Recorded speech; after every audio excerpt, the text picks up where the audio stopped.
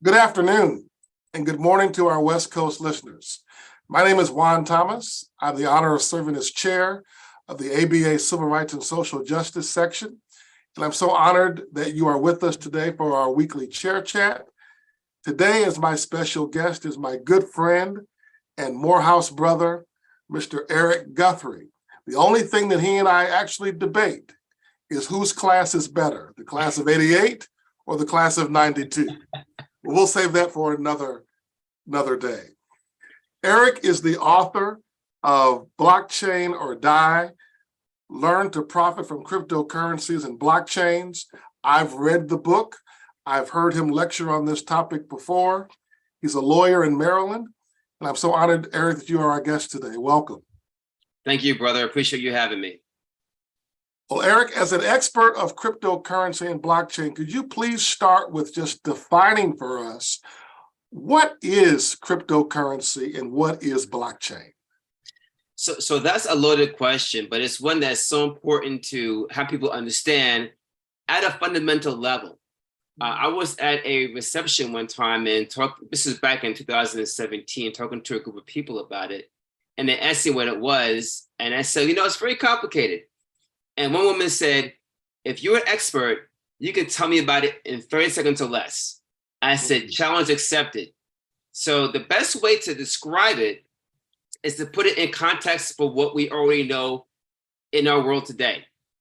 If you understand how title insurance works, how a checkbook works, and how a dollar works, you can understand blockchain technology and cryptocurrencies. So let's start from there. When you buy a house, from seller to buyer, title insurance passes it with that house. Title insurance ensures that you're passing good title, and the title is not encumbered by anything else. So from the building of the house to the most recent seller to buyer, title insurance is checked by a title company to make sure good title is being passed. Right. So let's hold that.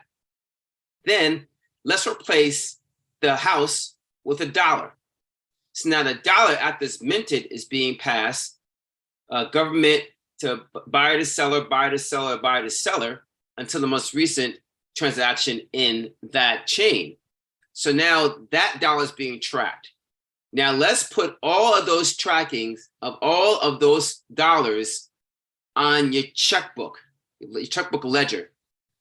But your checkbook ledger is not just your own, it belongs to the entire world. Everybody can see it. Everybody can witness it. And anyone can say, hey, that transaction looks fraudulent. Let's stop the transaction process and fix it before we finalize it. Okay. In a quick description, that's a very fundamental way to describe blockchain technologies and cryptocurrencies. Blockchains are a distributed ledger, a digital ledger, and the cryptocurrencies is the monetization of transactions on that ledger. That's the house, the dollar, and the checkbook. That makes a lot of sense. Thank you for laying that foundation, especially for people that may not be knowledgeable or familiar with cryptocurrency or blockchain. As you well know, cryptocurrency and the crypto market has been in the news a lot lately in light of certain issues around corruption. What would you say in response to critics of cryptocurrency, and why should someone consider investing in cryptocurrency, and what should they look out for? So another great question, especially a very timely question. Here's my response. There are a lot of critics of cryptocurrency, and they're not all wrong. There are some cryptocurrencies out there that are not real, or they're not purely functional, or they're actually even fraudulent cryptocurrencies, right? So, but that exists in every industry. There's fraudulent stocks, there's fraudulent real estate deals, there's fraudulent medications and banking transactions. So it's not something that's just in the crypto space. So let me just get that clear. Now, what I would say to the naysayers is that we've seen this happen before. In the early 2000 timeframe, during the dot-com boom and then bust, we saw a big rush of money and investment into these internet stocks. Right. And what happened? There were some stocks that were poorly managed, poorly funded, or just didn't have a good business case. And as soon as it blew up to a certain, level, some folks took out money. Some folks began to realize that this wasn't going to be a long-term investment, and they took the money out, which led to the dot-com bust. And billions of dollars of wealth were lost in that dot-com bust. But what happened was the companies with solid fundamentals, solid funding, a good executive team, and a really good business case, they thrived over the next 10 years and have become major players in the global financial and technology scene. One example is Amazon. Amazon was a stock that was in that original, dot-com boom and bust. They also, went down very heavily in the stock market. But what happened? They changed their business plan. Originally, Amazon was only for books. That was it. Now, Amazon is for basically almost everything else, including books. And it has gone up to be one of, if not the most wealthiest company in the world. So I would say we've seen it before. And I would say that the companies that have the right people in the right place with the right funding, they are going to rise to the top again in the following years. Well, let me follow up on your response. How would someone actually find out where is the fraud? What is the cryptos that are not legitimate, if you will, or don't have good foundational performance? So that's a great question, and I'll give a subjective and an objective answer. Subjectively is, reading the white paper is a very, very important process for anyone that's interested in investing in a cryptocurrency, whether it's either on a cryptocurrency exchange or investing personally in that cryptocurrency. Right. Does the white paper make sense? Does the business case make sense? Are they well funded? If they're not well funded, then one little hiccup and the company can go under. Is the executive team a group of well experienced and educated individuals in this space, or is it a bunch of cousins and nephews that are working with the person that wrote the paper? Is the paper well written? Are there grammatical issues? Is it formatted well? Then go to the website. Is the website really well formatted? Is the website one that makes sense in terms of how it flows? That's subjective. Objectively, the government, especially the US government, has resources that can help you figure that out. One of them is going to sec.gov and looking to see if the cryptocurrency is registered as a security. Another one is CFTC, the Commodities Futures and Trading Commission, and CFTC.gov. They have a list of resources to see if the cryptocurrency is listed as a commodity there. Right. Another is to go to DOT, Department of Treasury, and their OFAC and FinCEN divisions have actually a list of cryptocurrencies that should not be invested in because they are engaged in activities that could lead to terrorism or illegal transfer of monies between criminal agencies. So looking at those government sites can really help you understand which cryptocurrency you should be investing in or not. So what you're really underscoring is the importance of doing your own due diligence and research, Absolutely. like you would with any other aspect of investing. Absolutely. As you would do with a stock or a bond or any mutual fund or anything like that. Absolutely. But the thing about the stocks are there are more regulatory requirements for filings than there are for cryptocurrencies. So you have to dig a little more. That may change over time, but this is a new technology. Right. And along with new technologies comes new kinds of fraud, new types of investment vehicles to try and raise funding. Like back in the 2018-19 timeframe was ICOs, initial coin offerings. That's how a lot of these companies raised money back then. But then the SEC cracked down and the ICO funding just basically dried up. Right. Now, an ICO is basically like an IPO, an initial public offering for a stock. But because these companies did not want to go through the IPO process in the ICO version, they just stopped, using the ICO as a funding mechanism. Right. And my response is to anyone that wants to invest in the cryptocurrency, they really should be registered with the SEC. So the first thing you should do is go on sec.gov and see if it's registered. Very good advice. Thank you for sharing that.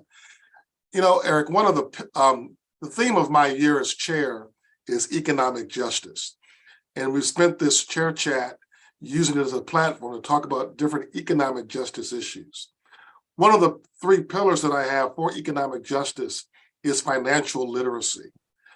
I'd love for you to share your thoughts on how important in your view is it for people to understand cryptocurrency in the context of a broader understanding of financial literacy and how money works? So that's a great question. I think that's like the billion-dollar question right now, because less than really 1% of the population really understands cryptocurrencies. And I always say two things: never invest in anything you do not understand. And the second thing I say is never invest anything that you can't afford to lose. Now, that being said, I've heard people that have invested retirement savings. I've heard people that invested, that refinanced their house and invested that money in cryptocurrencies. In my opinion, that's a big mistake, because you're investing money that you can't afford to lose. Right. Notwithstanding the fact you may not even truly understand how cryptocurrencies work. So that's why I wrote Blockchain or Die. That's why I do trainings all the time and speeches similar to this one, is to really bring the information about cryptocurrency literacy and investment to our communities, right? Because our community of Black and Brown communities are not investing in cryptocurrencies at the same rate of other communities. Right. And that's number one. And number two, they truly have not had the level of understanding, because at the very beginning, it was the finance community and the tech community that were really involved in this. Why? Because it takes technology to write the code to make the cryptocurrencies, and it takes the finance community, the funding, to be able to make it happen. Right. But we're not really big in those communities. Right. So it's the mission here for financial literacy is to get information that's going to serve you well, whether it's reading books, whether it's doing the trainings, going to webinars, joining organizations. I'm a leader in a number of organizations, and what we try and do is give the information to the community so they can understand it. Go on to YouTube, join chats. There's plenty on Telegram, there's plenty on Reddit, there's plenty on many other social media sites, Twitter. So educate yourself. The information is out there. So going back to the idea that there's critics in this space, what is the future of cryptocurrency? How will it be used in the future, 5, 10, 15 years from now? What do you say to someone who's skeptical today? Why is it important, particularly for future use of financial transactions? Yeah, so that is another great question, because people don't really understand that, there's blockchain technology and there's cryptocurrencies. Now, they're interrelated, but they don't have to be. Now, for example, there are a number of government agencies that are using just blockchain technology for trying to improve their transaction processes. Look, whenever I do a course on this, I teach people one thing about business. Business boils down to what? Transactions. Right. Everything in business, if you have no transactions, you have no business, right? It's a transfer of money, of wealth, of some type of tender, whether it's legal tender or not, to complete a service between a buyer and seller, or a purchaser and a construction, or banking, or entertainment. And what you have here in blockchain technology is the decentralization and the automation of the transfer process. That means it can be used in every industry, including government. And governments are now using it to try to streamline for example, their contracting process. Any lawyers out there that are involved with the contracting process for any government know it can be a true bear. Right. But what if it can be streamlined and be totally automated? How much simpler would that be? including the payment to the contractor when the work is done. Right, right. Blockchain technology is going to be a multi-trillion-dollar industry, and it's already being close to 1 trillion. And this is getting started. It's only about 10 years old. So I say to anyone that's interested, you don't have to invest in cryptocurrencies. But if you want to be part of a business or have some type of corporate influence on where blockchain technology goes, get educated and get knowledgeable on blockchain technology and figure out how your industry can impact blockchain technology. The legal industry is already doing it, and it's making big inroads in the legal industry. Now you can do discovery.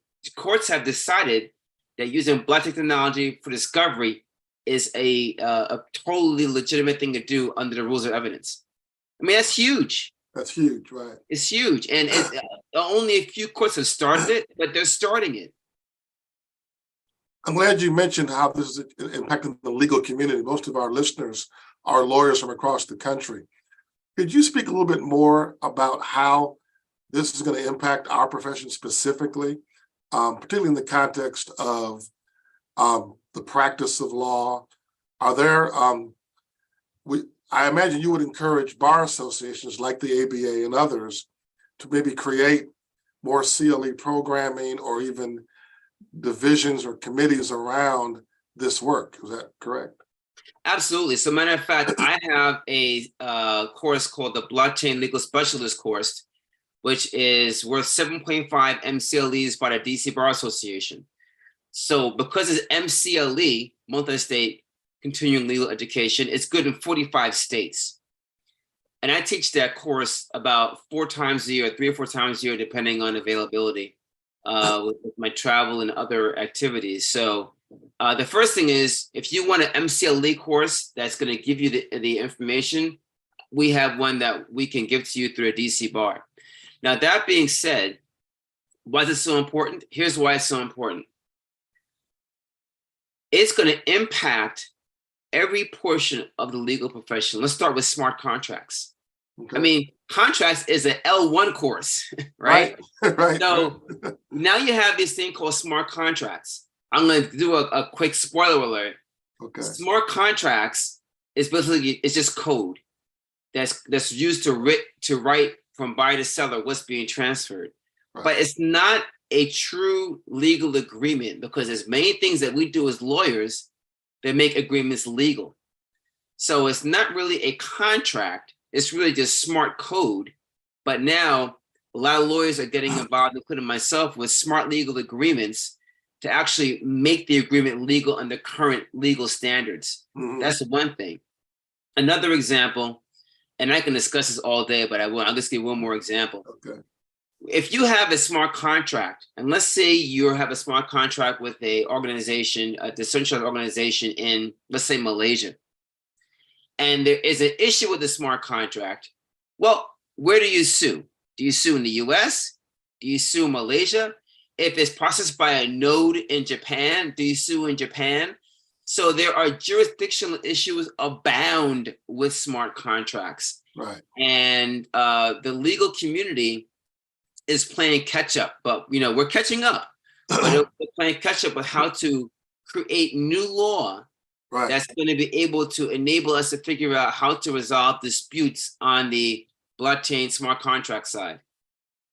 So speaking of new laws, do you see at some point, and I know there's been talk about this on Capitol Hill, do you see further regulations around cryptocurrency coming in the near future?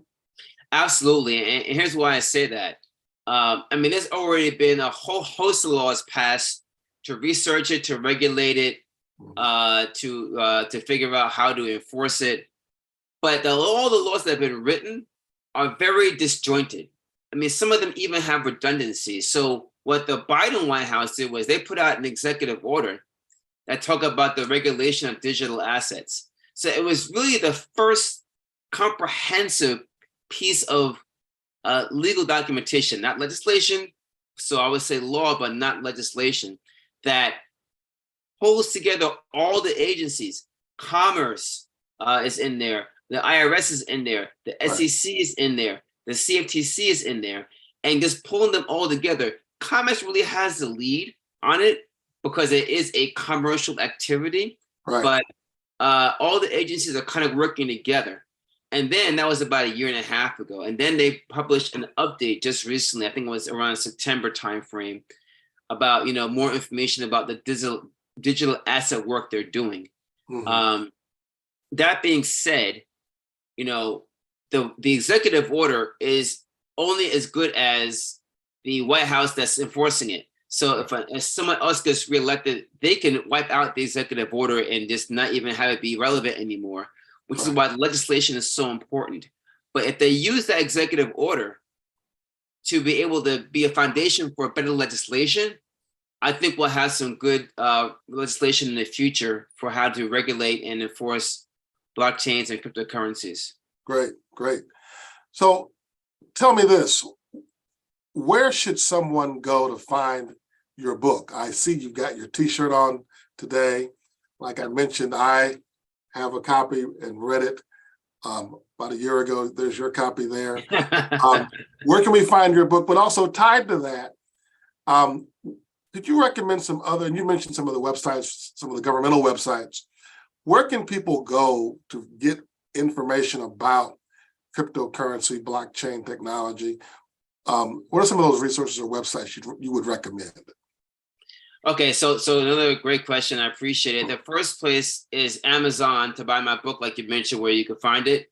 It's on Amazon.com, and the ebook is still on sale for 99 cents. I encourage people to buy the ebook and buy 10 and give them out to their family and to their friends. It's cheaper than buying a Starbucks cup of coffee. Right. But you're giving them the future of money, the future of business, the future of law. That's number one.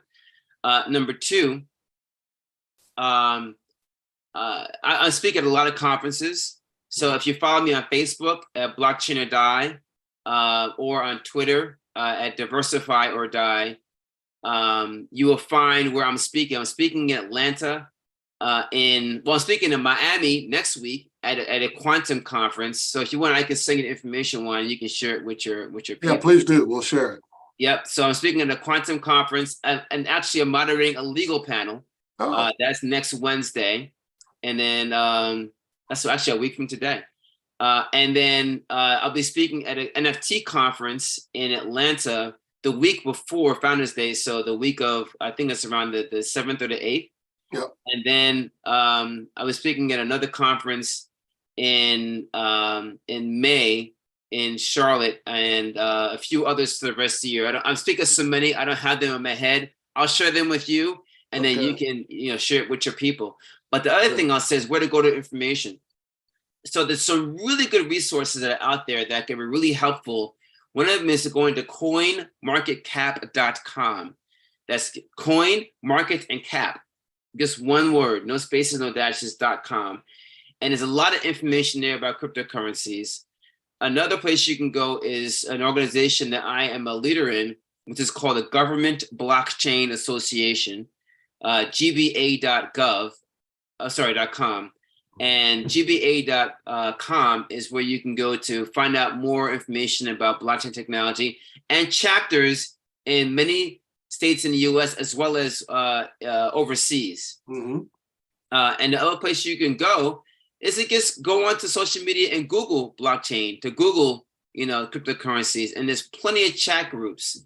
And you'll find that a lot of these people are just willing to share information, and they're very helpful, and they're just willing to make this a positive, productive conversation. So some of those resources can be very helpful for you. And also I have many listed in my book as well. So I have a whole resource section that, I can't communicate it all right now, but I have a whole section in my book with resources. Just go there and you can find many. Well, Eric, as we wrap up, first, I want to thank you again for being my guest today. I knew you were the perfect person to talk about all things crypto. But for those who may not know you very well, we know you as a cryptocurrency expert. We know you as a lawyer. We know you as a leader in this space. What is one thing about you that people don't know that you'd like to share? Well, I say that, from a business perspective, I try to pride myself to be a forward-thinking person. And I say that because if you think what's happening in the present or even in the past, you're already behind the game. And that's why folks said to me, we were so impressed that you were writing about this in 2017 before anybody else did. Right. And now I'm writing about metaverse and NFTs. So I try to think as far ahead as I can in the future, as far as I can imagine, because that's how you really keep fresh with the world. And that's how you make a difference. Because if you're hanging with the pack, you're hanging with the pack, right? You want to be like you and I, because you're very much a leader in the legal and the global and the Morehouse community, right? So that's how we make names for ourselves. So I encourage anyone listening, think as far ahead as you can, because that's how you're going to succeed in what you're doing. Right. Funny you mentioned that. I read a book. I'm reading a book, still reading it, about leadership, and they interview some of the top leaders in every industry. And Jeff Bezos, they interview him. One thing he says that his inner circle, their only job is to work on the future. That's what they're working on. They're not working on the current, present day model of the company. They're working on the future. And that's what leadership should be focused on. So. Absolutely. And so I'm reading a book called Snow Crash, which is actually where the term metaverse was created. Okay. And now it's a book about how the metaverse interacts with reality and, how we live in the regular world. But this was written 20 some odd years ago. Really? And wow. I was so impressed by the way he was such a forward thinker about what life would be like in the future. And it's actually coming true. Wow.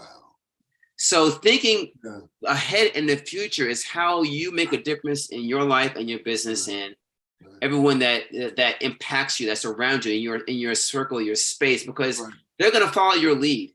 Right. Well, that's a great place to pause, my friend, getting our lawyer leaders to think about the future.